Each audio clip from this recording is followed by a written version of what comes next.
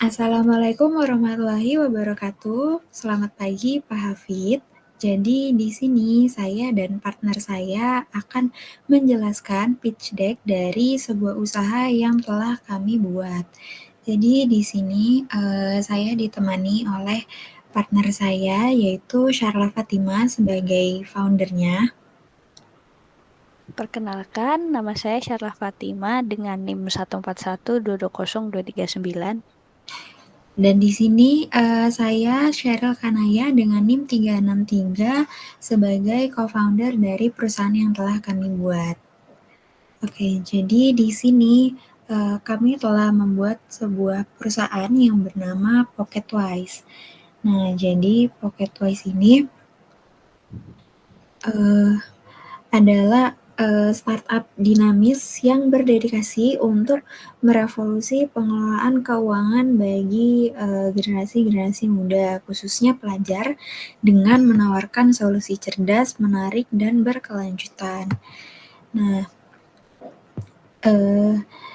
di sini kami mempersiapkan perusahaan ini untuk masa depan generasi muda agar aman secara finansial.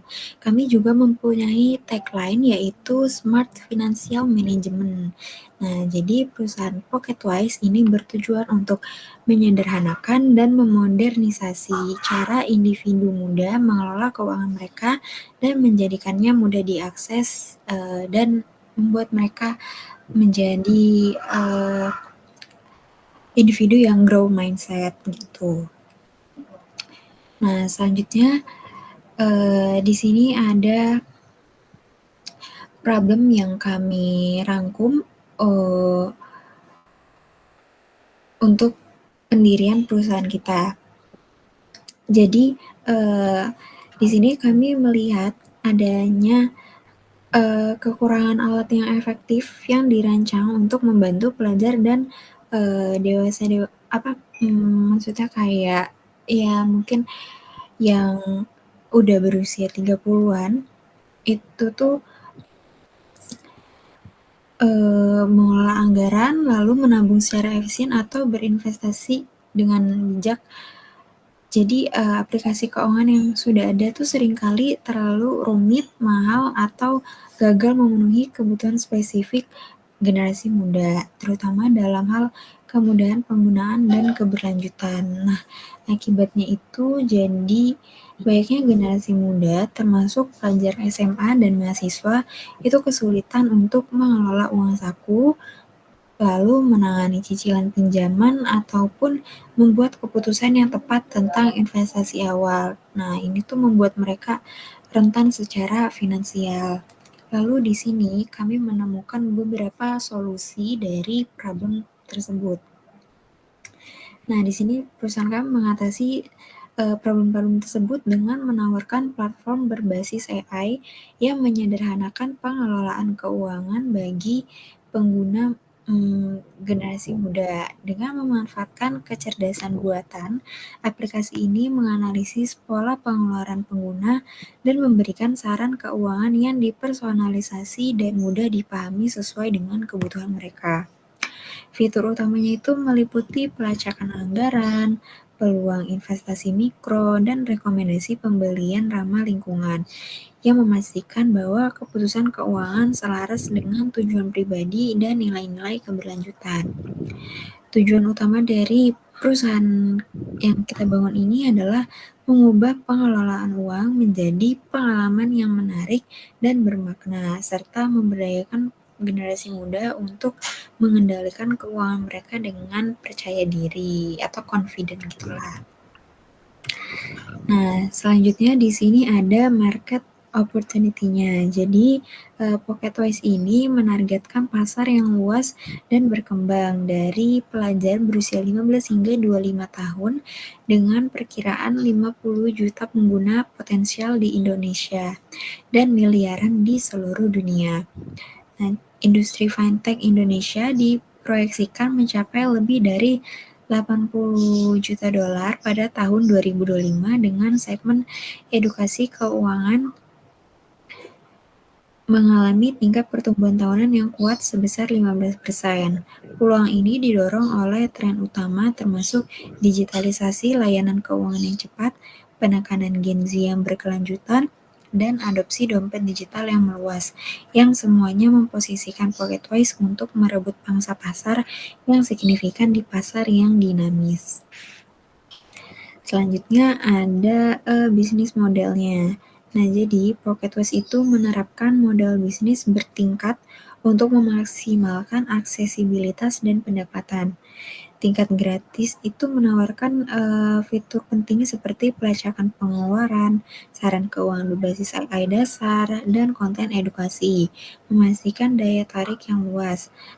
Lalu di tingkat premium itu dengan harga 50.000 per bulan membuka fungsi lanjutan seperti analisis investasi, tantangan menabung yang digamifasi, dan integrasi dompet digital yang mulus. Sumber pendapatan tambahan mencakup kemitraan dengan bank dan platform edukasi seperti yang menawarkan layanan pinjaman pelajar. Pocketwise juga bertujuan untuk menggait 200.000 pengguna pada tahun pertama, memproyeksikan pendapatan sebesar 1,5 miliar yang didorong oleh kombinasi langganan premium dan kolaborasi strategis. Oke, selanjutnya itu ada product and service. Nah, jadi di sini ada 5, yaitu pelacakan uang, AI cerdas, gamifikasi, investasi hijau, dan edukasi. Nah, fitur pelacakan uang ini memungkinkan pengguna untuk memantau pengeluaran mereka secara real time, membantu mereka memahami pola belanja dan mengelola anggaran dengan lebih baik. Lalu AI cerdas itu menggunakan teknologi kecerdasan buatan untuk menganalisis kebiasaan finansial pengguna dan memberikan saran yang dipersonalisasi seperti cara menghemat lebih banyak atau berinvestasi dengan bijak.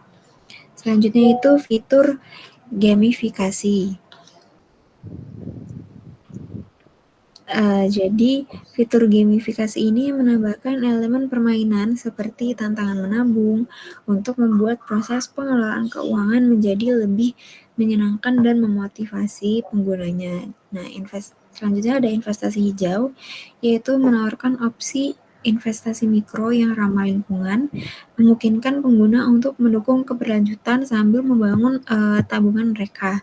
Terakhir ada fitur edukasi, menyediakan konten interaktif seperti kuis atau mini game yang membantu pengguna memahami konsep keuangan dasar dengan cara yang mudah dan menarik. Selanjutnya akan dijelaskan oleh partner saya. Nah, selanjutnya kami memiliki produk teknologi, yaitu yang pertama ada AI. Nah, AI ini kita menggunakan TensorFlow untuk analisis pengeluaran dan prediksi tabungan. Selanjutnya ada blockchain, yaitu transparansi untuk investasi hijau. Ini opsional ya, jadi jika skalabilitasnya memungkinkan. Selanjutnya ada UI atau UX, dibangun dengan Flutter untuk antarmuka simpel dan cepat. Yang terakhir ada hosting, yaitu server hemat energi untuk jejak karbon yang rendah. Selanjutnya. Ya, baik, selanjutnya itu ada analisis pesaing. Nah, pesaing kami itu ada di Bibit, yaitu aplikasi bagian investasi, Genius, bank digital, dan Moneylover, yaitu pelacakan. Nah, namun produk kami ini memiliki keunggulan tersendiri, yaitu yang pertama fokus pada pelajar dengan desain relatable, yang kedua kombinasi AI, gamifikasi, dan sustainability, dan yang terakhir yaitu biayanya lebih rendah dibandingkan kompetitor premium. Selanjutnya.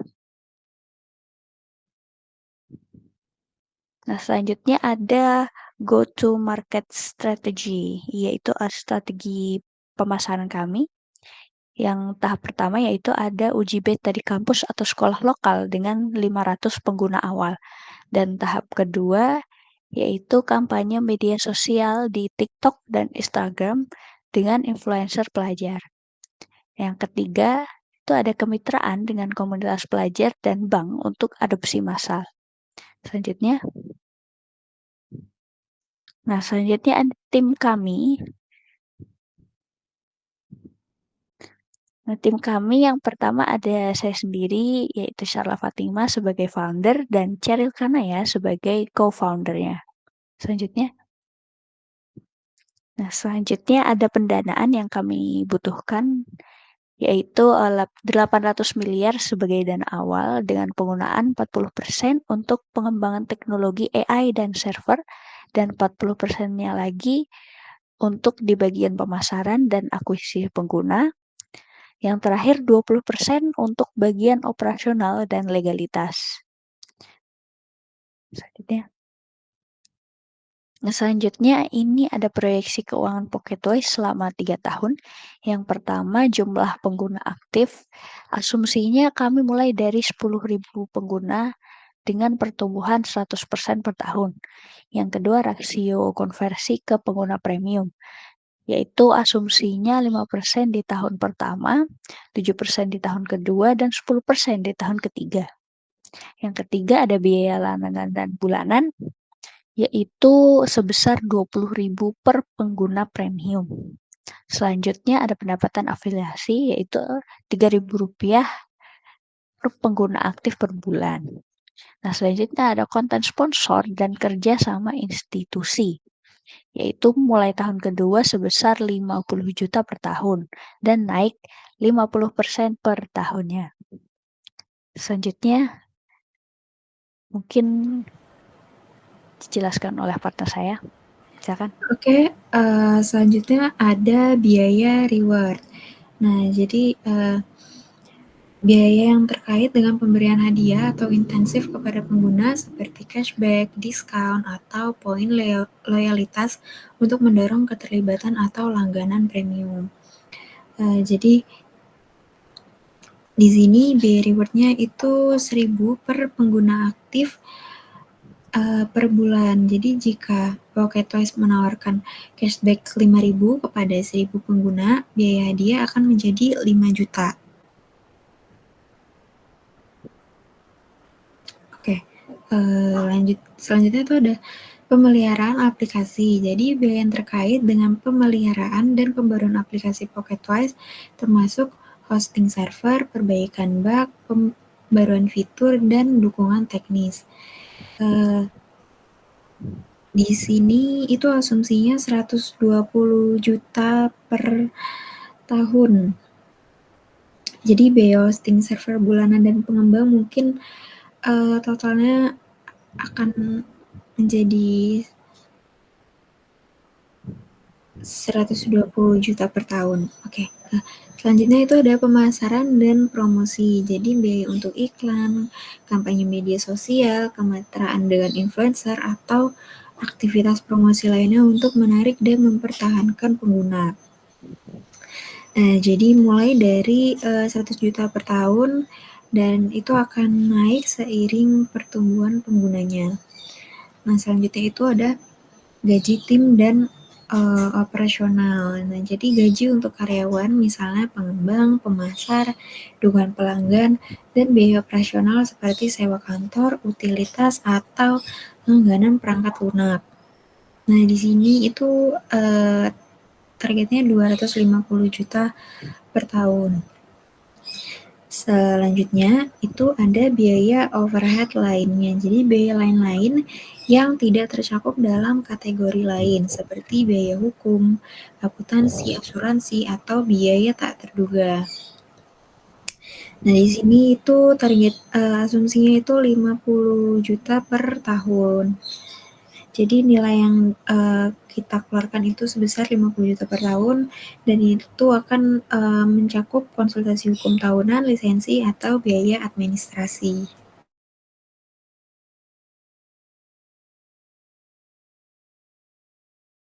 Nah, selanjutnya ini ada kontak dan nomor dari usaha kami. Silahkan Bapak Hafid apabila tertarik dengan usaha kami dan ingin berinvestasi, silakan hubungi melalui kontak email ataupun nomor telepon. Selanjutnya. Nah, selanjutnya akan kami jelaskan tentang VPC atau Value Proposition Canvas dari usaha Pocketwise ini. Jadi awalnya kami menganalisis bahwa gains dari customer yang pertama ingin memiliki tabungan yang cukup untuk kebutuhan mendadak dan masa depan. Yang kedua ingin mengatur keuangan lebih baik agar tidak bergantung pada uang tambahan dari orang tua.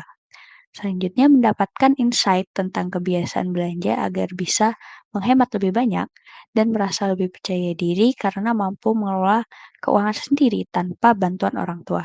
Yang terakhir memiliki catatan keuangan yang rapi sehingga memudahkan evaluasi keuangan tiap bulan.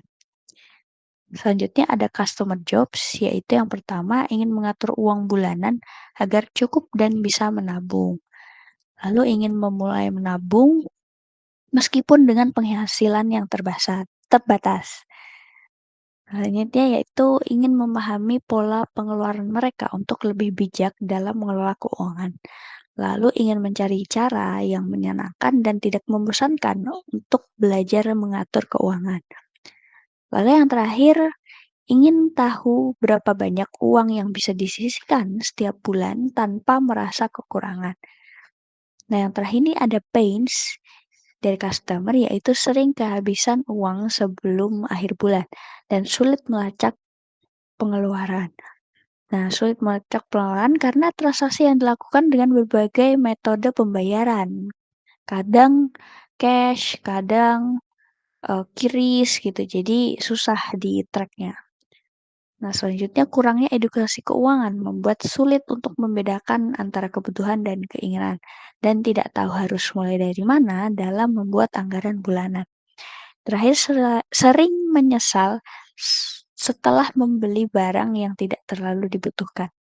Nah, dari hasil analisis tersebut kami menemukan gain greatest dan pain relieversnya, yaitu yang pertama gain greatest-nya fitur reward berupa poin atau cashback untuk pengguna yang berhasil menabung sesuai target.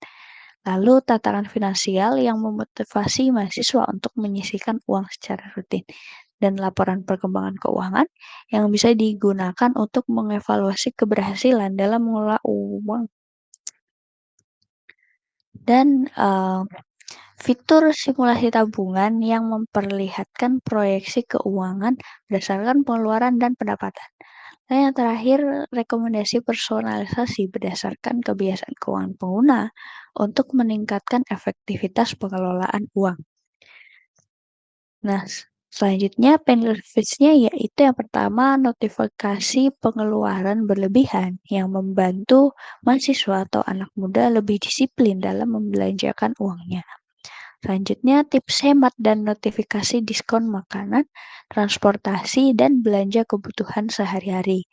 Selanjutnya fitur pengingat untuk membayar tagihan tepat waktu agar tidak terkena denda keterlambatan. Nah, lalu yang lain ada edukasi interaktif dalam bentuk kuis atau mini game untuk membantu pengguna memahami konsep keuangan dengan mudah. Yang terakhir ada kategori pengeluaran otomatis agar pengguna bisa langsung tahu berapa banyak yang mereka habiskan untuk kebutuhan dan keinginan. Nah, dari kedua poin ini kami menemukan sebuah ide startup yaitu Pocketwise, sebuah aplikasi manajemen keuangan yang dirancang untuk mengelola keuangan dengan bijak dan mengatur uang bulanan secara efektif. Selanjutnya, Oke, jadi di sini ada bisnis model kanvasnya. Nah, yang pertama itu ada customer segments. Jadi, aplikasi yang telah kami buat itu dirancang khusus untuk mahasiswa dan generasi-generasi di atasnya. Nah, kelompok yang seringkali menghadapi tantangan dalam mengelola keuangan karena anggaran mereka yang terbatas ini, mereka juga mungkin baru mulai belajar tentang pengelolaan uang seperti cara mengatur pengeluaran untuk kebutuhan sehari-hari, membayar tagihan, atau bahkan menabung untuk tujuan jangka panjang. Jadi kami memastikan bahwa fitur dan konten aplikasi yang kami sediakan itu akan relevan dengan gaya hidup dan kebutuhan mereka. Selanjutnya itu ada value proposition. Jadi kami juga menawarkan solusi yang membuat pengelolaan keuangan itu menjadi sederhana, menyenangkan, dan bermanfaat bagi usernya. Yang pertama, aplikasi ini memungkinkan pelacakan pengeluaran secara real time sehingga usernya itu tahu persis kemana uang mereka pergi, mulai dari berbelanja makanan hingga langganan aplikasi. Yang kedua itu kami menyediakan saran keuangan yang dipersonalisasi yang membantu pengguna membuat keputusan cerdas berdasarkan kebiasaan belanja dan tujuan mereka, seperti menabung untuk liburan atau melunasi pinjaman. Yang ketiga, untuk menjaga motivasi, kami menawarkan hadiah untuk disiplin keuangan seperti poin atau diskon saat usernya itu mencapai target tabungannya. Yang terakhir, kami juga menyediakan pendidikan keuangan yang mudah diakses melalui konten yang ringkas dan interaktif, sehingga user itu dapat belajar tentang investasi, penganggaran, atau menghindari utang tanpa merasa kewalahan. Lalu selanjutnya itu ada channels. Nah, jadi untuk menjangkau user kami tuh menggunakan channel yang udah akrab sama mahasiswa dan generasi di atasnya, seperti Google Play Store dan Apple App Store. Jadi itu merupakan channel utama untuk mendistribusikan aplikasi, memastikan user dapat downloadnya dengan mudah di HP mereka. Lalu untuk marketingnya, kami aktif di media sosial seperti Instagram, TikTok, dan Twitter, di mana kami berbagi tips keuangan yang ringkas. Mungkin kami juga menyediakan seperti meme, lalu konten yang relevan untuk menarik perhatian user kami. Selain itu, kami juga menjalin kemitraan dengan universitas, klub mahasiswa, dan komunitas kampus untuk mempromosikan aplikasi kami melalui acara, seminar, atau kampanye langsung. Nah, selanjutnya itu ada customer relationship. Ini juga sebenarnya tadi sudah kami sebutkan beberapa ya di bagian channels. Jadi kami membangun relasi yang kuat dengan user melalui pengalaman yang intuitif dan mendukung. Jadi aplikasi ini kami rancang untuk berinteraksi mandiri sehingga penggunanya itu dapat dengan mudah menavigasi fitur seperti pelacakan pengeluaran atau pengaturan anggaran tanpa perlu bantuan eksternal. Yang kedua, itu kami menyediakan rekomendasi otomatis yang didukung oleh algoritma yang cerdas, yang memberikan saran keuangan berdasarkan pola pengeluaran pengguna, seperti mengingatkan mereka untuk mengurangi makan di luar jika anggaran bulanan itu hampir habis. Yang ketiga, kami mendorong keterlibatan komunitas melalui kemitraan dengan kampus, seperti mengadakan lokakarya keuangan atau forum online di mana pengguna dapat berbagi pengalaman dan tips.